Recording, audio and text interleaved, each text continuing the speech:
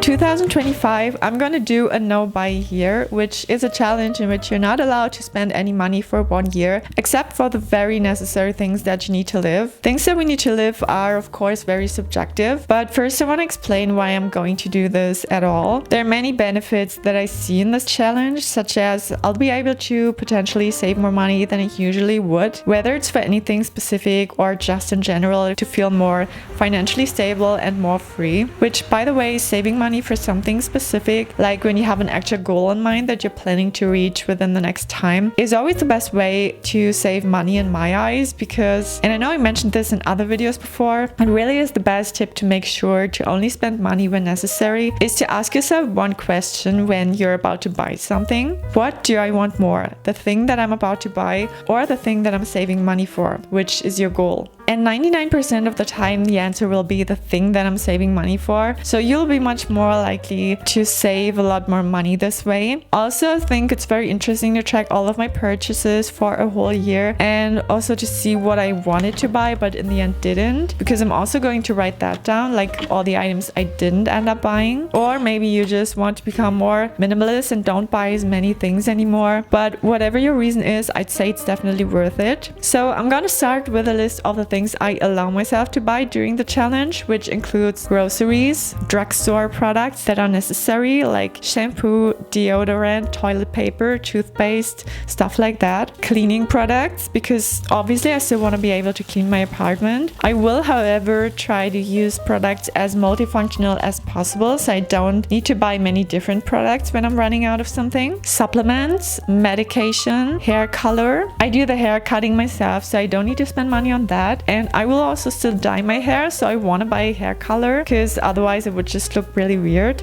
Gifts for other people, but I'll also try to make some gifts myself, like making cookies for Christmas or something like that. Then I'm also going to buy a new phone in 2025 because mine doesn't get any updates anymore and some apps are starting to not work anymore, so I'm definitely planning to buy a new phone. And then for protection, also a phone case and a screen protector, so it will last for a long while, just like my previous phone did. I will also probably be moving in 2025, so I allow myself to buy some new furniture, but only when I'm in the new apartment, so not in this apartment that I'm currently at. Then I have this category of things I'm allowed to buy to replace another item, like when I'm running out of something. That would be, for example, makeup. So I can buy another lip liner when mine is empty just to replace it, but I won't buy multiple different products. The same goes for my skincare products. And then when anything breaks that's essential to live, I can obviously replace it, like my shoes, for example, because I can't go outside without my shoes or any other item that is necessary to me.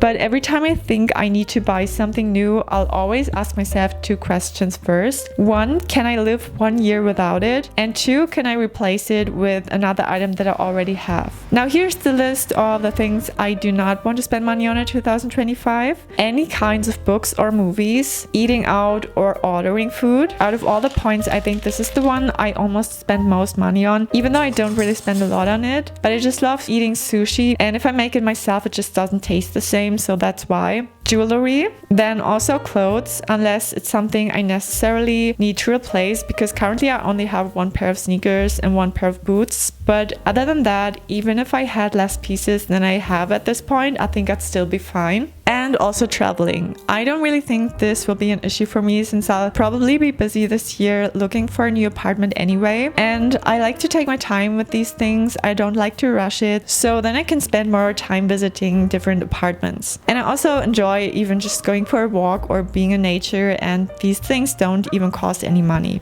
So all in all, I won't buy anything that's not essential to me, which again is very subjective, but that was my list for the no buy challenge. And I definitely will make another video to give you an update on the subject in terms of, did I reach my goals for the year? Did I think it was difficult? And I'm gonna make a list of the things I did spend money on if I need to replace anything. And every time I usually would buy something or feel tempted to buy anything but don't end up buying it because of the challenge, I'll write it down as well, so I can tell you exactly how much money I spent at the end of the year and how much money I saved, or if anything unexpected happened or whatever.